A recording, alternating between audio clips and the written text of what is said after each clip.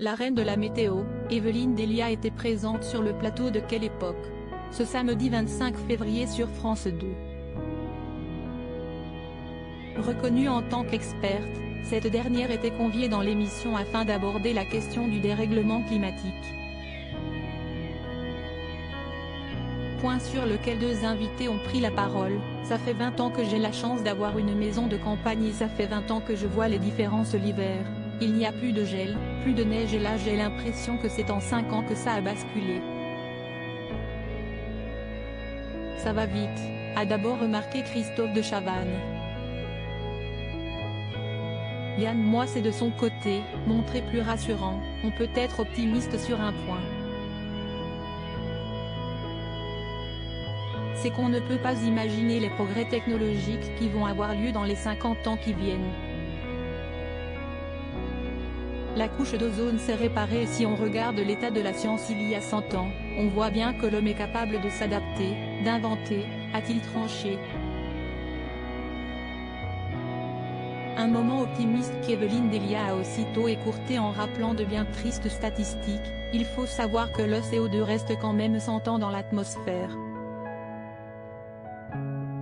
Il faudrait que l'on diminue par 2 nos émissions de CO2 jusqu'en 2030 pour que l'on arrive à contenir le réchauffement qu'il y aura quand même à 1,5 degré. Il faisait partie des accords de Paris et on en est à 2,3 degrés pour l'ensemble de la planète. Pour appuyer son propos, la présentatrice a aussi tenu à rappeler que la France a fait face à ces années les plus chaudes lors de la dernière décennie dont 2022 était un record. Supérieure à Evelyne Delia, retour sur son évolution physique. Evelyne Delia, experte depuis plus de 30 ans, elle est le plus ancien CDI de la télévision, selon les mots de Léa Salamé au moment d'introduire Evelyne Delia.